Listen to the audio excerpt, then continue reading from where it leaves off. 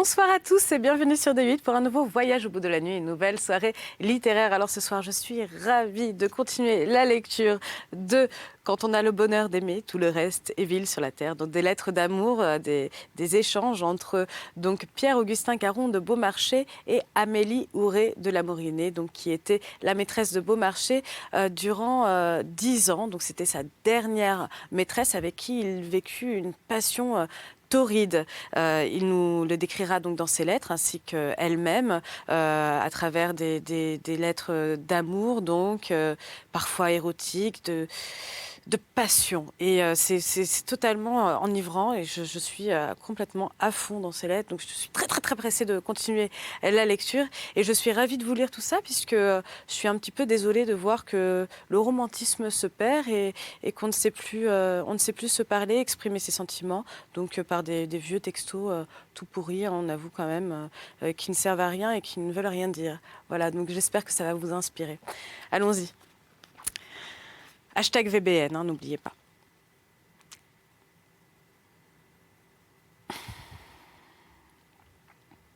Donc, songez que souvent brisée, moulue, ensanglantée de toutes ces polissonneries, j'étais une pauvre victime soumise, dévouée à l'amour le plus étonnant, le plus douloureux. Quelle fut la récompense de tant d'amour? L'insulte, la calomnie, l'outrage et l'abandon? Hélas, vous m'avez condamnée à un veuvage éternel, car en amour, en plaisir, je ne puis plus rien sentir que pour vous. C'est si vrai qu'actuellement encore, si la nuit, un rêve échauffe mon être, c'est vers toi qui se dirigent mes facultés. Et si mon âme s'échappe, ingrat, c'est encore dans tes embrassements. Dans tous les temps de ma vie, mes accès de volupté ne furent chez moi que le besoin d'éloigner de tristes souvenirs, d'échapper aux détails de mon affreuse position, de m'étourdir sur mon épouvantable avenir. Je n'ai pas besoin d'homme, et je vous serai fidèle, quoique vous ne soyez plus rien pour moi. Mais comment un honnête homme fomente-t-il une passion dans l'âme d'une créature faible et sensible pour la livrer, après 5 ans d'union, à toutes les douleurs qui suivent une passion malheureuse? Je ne puis changer comme vous, et mon cœur ne peut quitter le vôtre. Vous me sacrifiez à des femmes vaines et jalouses, à des hommes sans âme qui ne peuvent avoir nulle idée juste de ma tendresse pour vous. Vous me sacrifiez à tous ces cœurs légers, arides et corrompus, qui ne croient pas aux grandes passions parce qu'ils n'ont pas eu l'honneur de s'élever jusqu'à elles. Ah, monsieur, quelle conduite! Elle vous dégrade aux yeux des honnêtes gens. Vous en sentirez le remords un jour où votre âme est gangrenée. Je n'ai pas besoin d'homme, j'ai besoin d'amant. Mais cet amant doit être d'un ordre privilégié. Il doit vivre avec moi dans une région inconnue. L'amour est pour mon cœur un ange de vertu, de beauté, de lumière, de sentiment, de pureté. Il est pour vous un enfant malicieux, gai, libertin, léger.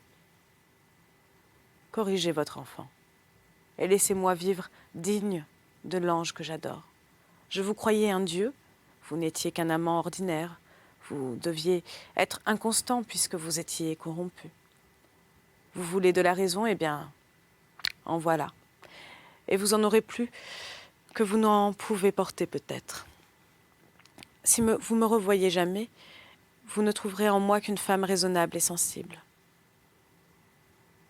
Ne craignez pas que j'offre à votre vue des charmes que vous prétendez redouter. Encore. Fi. Je rougirai de vous ramener par de si vils moyens faits pour les femmes bien loin sous la poussière de mes pieds. Et vous pouvez vous en reposer sur ma fierté du soin de les bien voiler.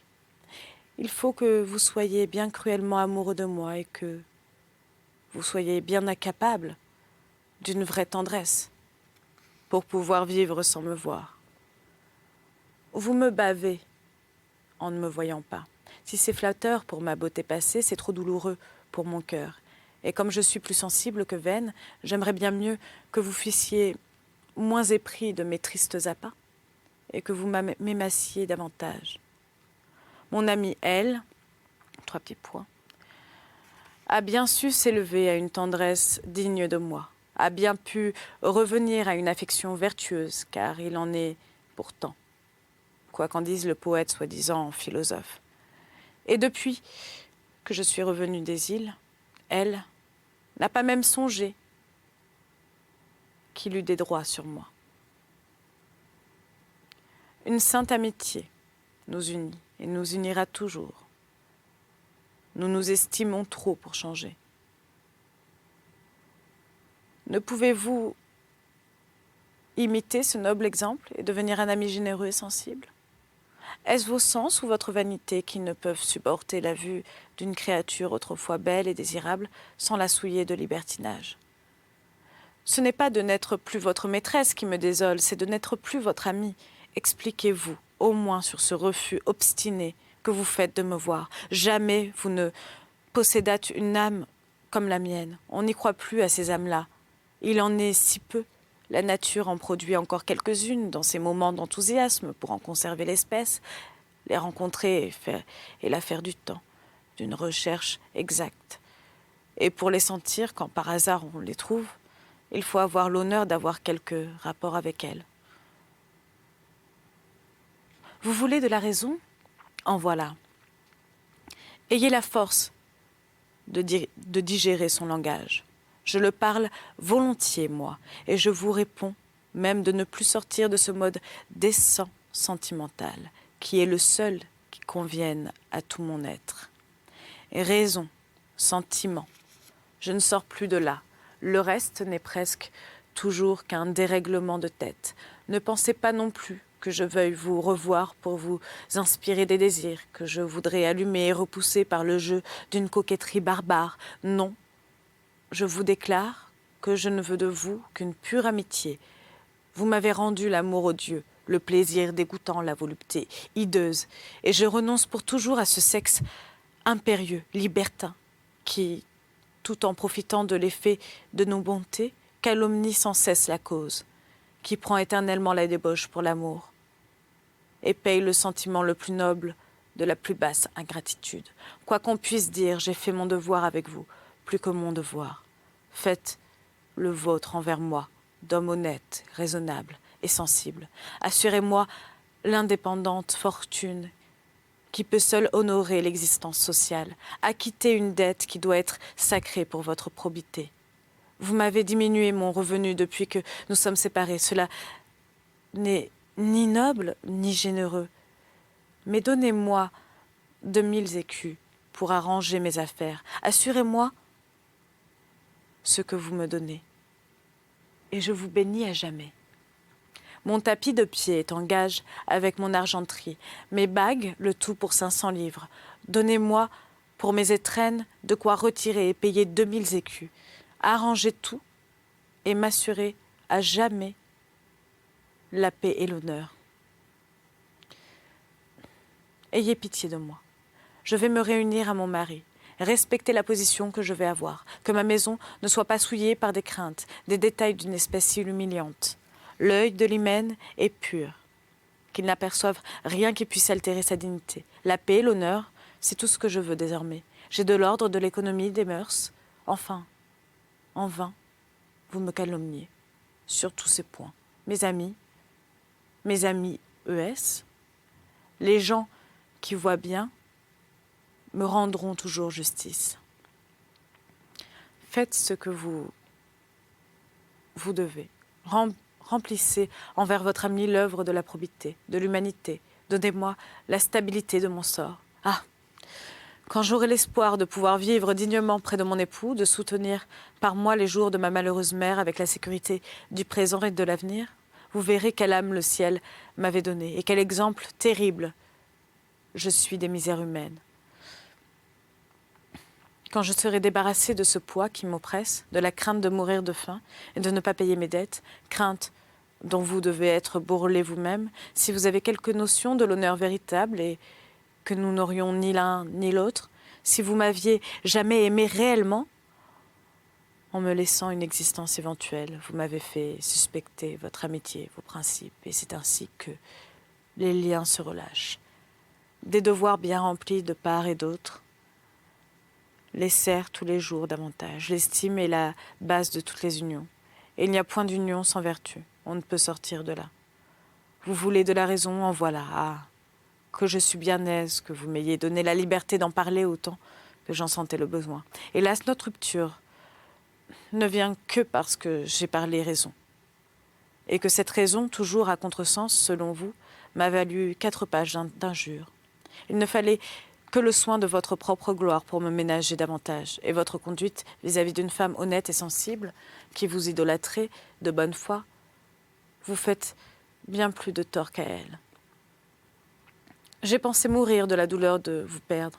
Cela suffit pour me justifier auprès des âmes respectables. Mais finissez de prononcer sur mon sort loyalement, parlant. Vous me devez le repos de ma vie entière. Quand je n'aurai plus cette crainte de mourir de faim qui dégrade et épouvante, je pourrai devenir alors l'esclave de mes principes. Mais que peut faire une pauvre créature toujours dévorée de la crainte de manquer de tout un jour, forcée d'obéir à des goûts qui ne sont pas les siens pour s'accrocher à quelque chose? Qui pourrait la deviner? Ô vous qui m'accusez, homme aveugle et barbare, femme dont le regard inhumain me poursuit avec le sourire du mépris. Que vous ai-je fait pour m'insulter? N'ai-je pas eu le courage de refuser à 20 ans toutes ces honteuses ressources que le vice prodigue, toujours quand il s'adresse à une malheureuse femme d'un extérieur peu commun? J'ai fait des sottises, jamais une bassesse. Cruel accusateur, serais-je éternellement victime de cette cécité morale qui vous empêche de me distinguer? Avez-vous jamais lu dans mon cœur? Connaissez-vous bien ma vie, mes longs tourments pour oser prononcer sur moi? Savez-vous quels sont les résultats d'une position comme la mienne? Le caractère le plus noble peut-il se reconnaître au sein de la détresse? N'a-t-il pas toujours l'air de se dégrader sous le poids de la fortune et de l'humiliation qu'elle traîne après elle? Toutes les démarches sont suspectées, tous les sentiments confondus. Et il est impossible de donner une idée juste de son cœur et de ses mœurs, quand la vie est sans cesse ballottée entre le malheur et la nécessité. Mais je n'en suis plus là. Je vous ai prodigué les 5 dernières années de ma jeunesse. Pendant ces 5 ans, je vous ai fait des sacrifices qui auraient fait mon sort, si j'eusse pu descendre à de basses spéculations. Je vous avais consacré ma vie. Vous que j'aimais trop, que je veux croire encore un grand homme malgré son machiavélisme en amour, en faisant votre devoir envers une infortunée. Rendez à la vertu mon âme égarée. Désolée, mais si bien faite pour elle.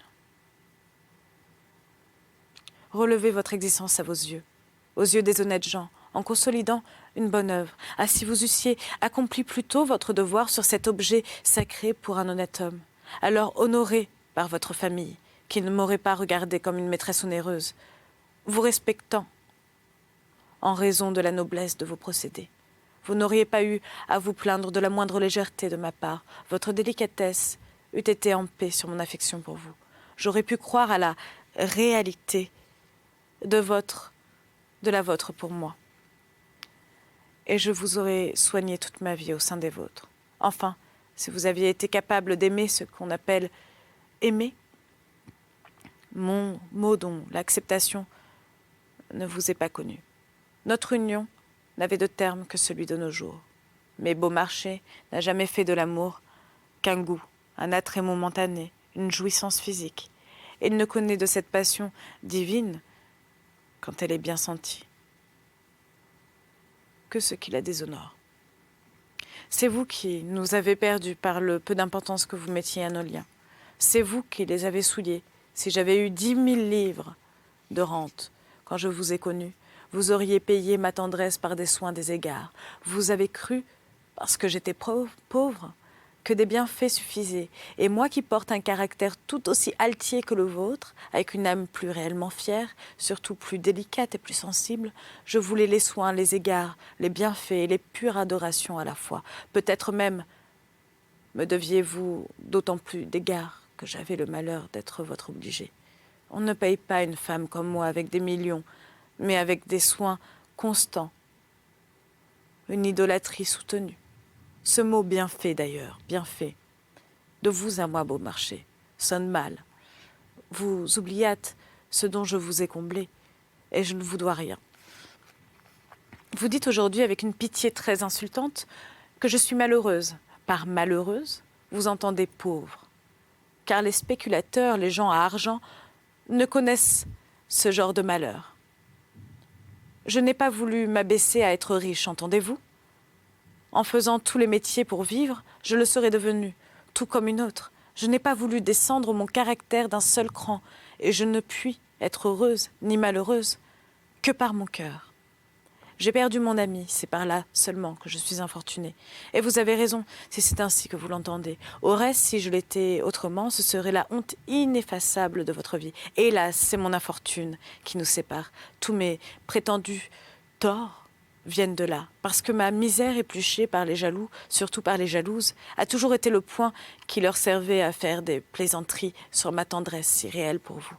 Puis, des qualités, des avantages qui offusquent, vous avez bien qu'un cercle d'envie entoure les gens supérieurs. Vous savez cela mieux que personne, vous pauvres victimes de votre succès. Avec une fortune à moi, j'étais un ange. Lâches humains. Voilà comme il résonne. Mais vous, que je crus le plus éclairé de tous, vous devez me voir sous un autre jour. Vous, qui me devez la paix du reste de ma vie. Vous, qui m'en deviez même le bonheur. Vous, pour qui je pensais périr de douleur plusieurs fois, vous qui m'épuisâtes de toute manière, vous que j'aimais plus que moi-même, vous que j'aimerai toujours. Réparez une partie de vos incalculables torts avec moi. Vous ne me ferez jamais autant de bien que vous le devez. Vous ne pourrez jamais réparer le mal comme vous m'avez fait. Comme amant, vous fûtes un abominable sacrilège d'une passion céleste. Au moins, ne soyez pas un ami indigne et stérile. Vous me devez, dans tous ces mouvements politiques qui peuvent submerger tout le monde, une branche pour me sauver. Je l'attends de votre probité, de votre cœur que je crus si bon. Mais souvenez-vous que je suis la plus fière des infortunés, que j'ai le droit au regret et à la reconnaissance de mon bienfaiteur. S'il n'avait été que cela, sa conduite avec moi serait tout au plus passable. Mais comme amant, quelle est affreuse sa conduite.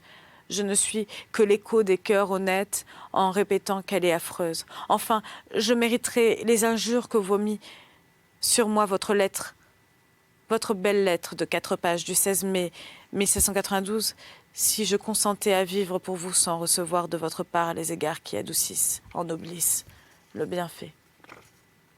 Que direz-vous pour avilir le fatal sentiment que vous eûtes la fureur de m'inspirer?